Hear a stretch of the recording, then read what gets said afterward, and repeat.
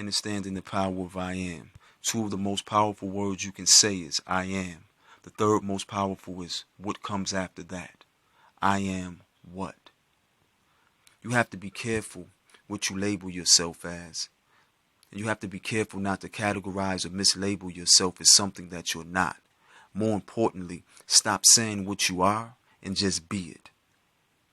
Don't just put the title on you. Become that. Put it in you. Absorb it. But don't just wear it because you seek outside validation or approval, the attention or admiration of others. If it's in you to be that, be it.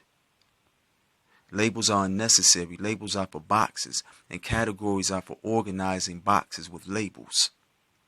Don't trap yourself in the box. Don't leave your gifts locked inside of a box. Open the box and release the gift. Think about it. Most times when someone presents you a gift, it comes in a box. Whether wrapped or unwrapped, the gift comes in a box.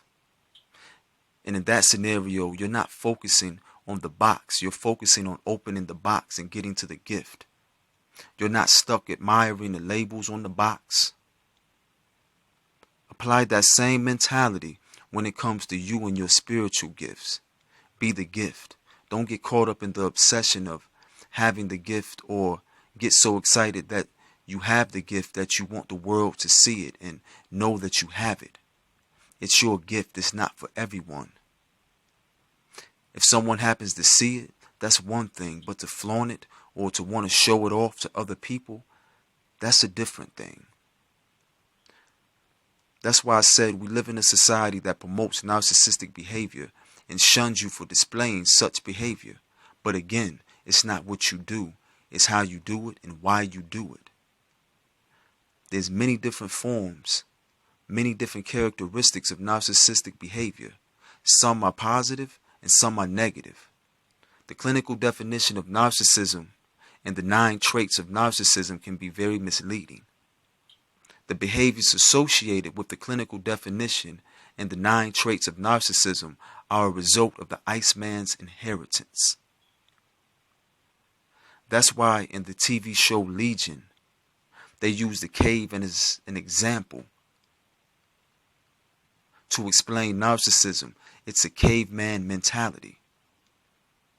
You have to understand that a lot of these clinical studies are manipulation tools used to program people into a certain way of thinking, using certain buzzwords to get certain reactions or to have a certain emotional control over people. Now, the diagnosis is based on observational assessments, hypothesis, and qualified opinion.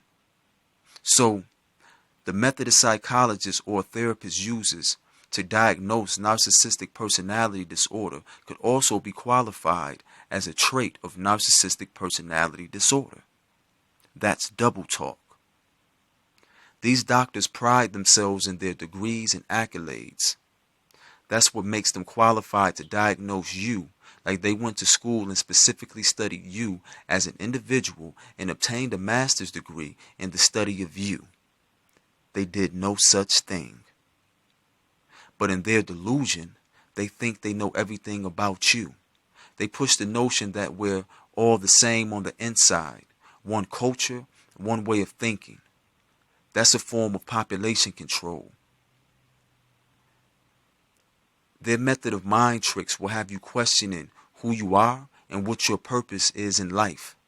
They're trying to convince you that you have a disorder because of your personality, because you have a unique personality, because you have a high standard for yourself and the people, places, and things that you have around you. They say you have a disorder. Because you don't practice the culture of the masses, you have a disorder. Because you disassociate from low vibrational people, you have a disorder. They also say this about people who have unique diets and spiritual beliefs, and how it causes awkwardness between them and their family, because they can't enjoy family functions or holidays with you due to your diet or disbelief. You have a disorder and you need to conform to their standards and expectations. There's different forms of narcissism. One form is divine, another form is superficial. One comes from a genuine place of self-love, The other comes from a disingenuine place, seeking outside validation and praise. Superficial narcissism can lead to delusional disorder. Let me say that again. Superficial narcissism can lead to delusional disorder. Superficial narcissism can lead to delusional disorder. The delusion of the narcissist can cause one to think that they're superior and that everybody else is inferior. They treat other people like objects or like property.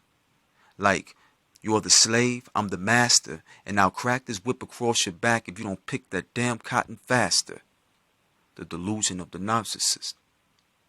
People are objects, and objects don't have feelings. Objects aren't alive. Objects are dead. So they may even begin to name these objects and call them spooks or ghosts. Get it? Anything you practice, let it be divine and be divine while you practice it. If you're going to do it like a god. Generator, operator, destroyer. And do it with Gomar, Az, Dubar. Wisdom, strength, and beauty. Narcissism in its superficial form is for vampires. Don't be a vampire. Unless it's in you to be that, then go for it. Walk your path. For some people, that's their purpose. They're just meant to be vampires and ghouls or chain brains and deadheads in this physical dimension. Due to polarity, you can't have one without the other, so whatever's in you to be that. If you're an empath, be an empath. If you're an introvert, be an introvert. If you're an extrovert, be an extrovert. If you're a priest or a priestess, be a priest or a priestess. If you're a witch, be a witch. If you're a king, be a king. And if you're a queen, be a queen. You don't have to make a public service announcement that you're any of the above. It's like church where everybody wants to be recognized as prophets, preachers, deacons, evangelists, ushers, and any other clergy with important titles. They're not spiritual, they're just religious, pretending to be spiritual. True spirituality is about balancing consciousness with soul and spirit, synchronizing and balancing your internal energy to manipulate the external forces around you by not allowing external forces to break you down psychologically, causing a disconnect between soul, spirit, and consciousness. Spirituality is the tethering of the soul, spirit, and consciousness. The dogma of religion is the untethering of the soul, spirit, and consciousness. Indigenous spirituality is the origin of Western psychology and religion. Most people you encounter aren't spiritual. They're just dogmatically religious. That's why most of them are still emotionally unstable, but yet they claim that they're so spiritual. If they really were that, they wouldn't go so hard trying to prove to you that they are that. They would just be it and you would see it. Don't allow yourself to be socially engineered into a box. Understand the power of I am. Don't get caught up in the labels and the social media groups that promote those labels. They're all vampiric. Inside those social media groups that are associated with those labels, there's a constant feed. One vampire uploads or puts something into the feed to be fed upon, then another vampire does the same, and that's fed upon. Then another, and that's fed upon. It's a vampire feeding ground. Everyone's there to absorb the energy of others in the disguise of righteous intent. That same intent is paving the road to hell. Be careful what you feed, because what you feed, you give life to. Now ask yourself, what are you feeding? What are you giving life to? You have to stop entertaining their savagery. They feed on your energy. It makes them stronger. Stop entertaining their trick knowledge. Your ignorance enables them to do what they do. All parasites require a host. Don't be the host that they need. Once they gain control of your emotions, they can dictate your perceptions. Once they dictate your perceptions, they control your reality. Their tricks will have you thinking that you're in control of you, but it's really them that's controlling you. They'll keep you focused on the physical ego so that you neglect your spiritual ego. They pull on your emotions to keep you grounded.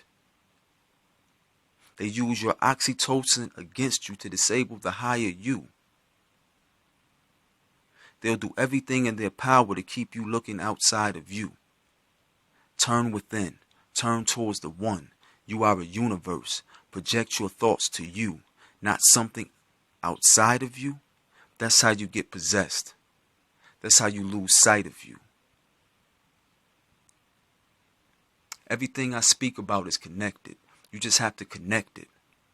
For some, it may be easier than others. Everyone learns at their own pace. Everyone discovers at their own pace. Everyone moves at their own pace. One person's speed and pace may not be meant for the other. Move at your speed. As long as you're moving, that's the most important thing. It's movement. Movement is vibration, and vibration creates. Without vibration, there's no creation. There's levels to understanding and overstanding.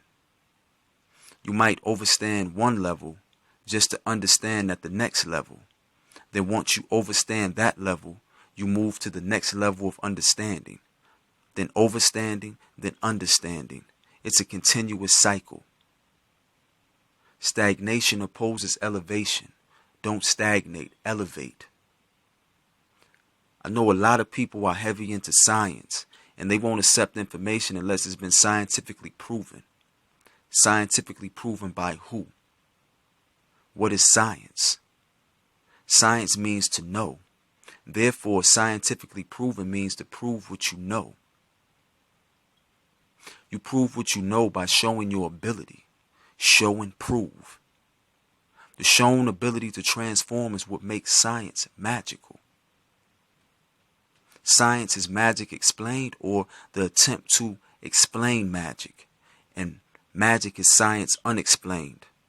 There's nothing new under the sun. Scientists are just rediscovering what was already done.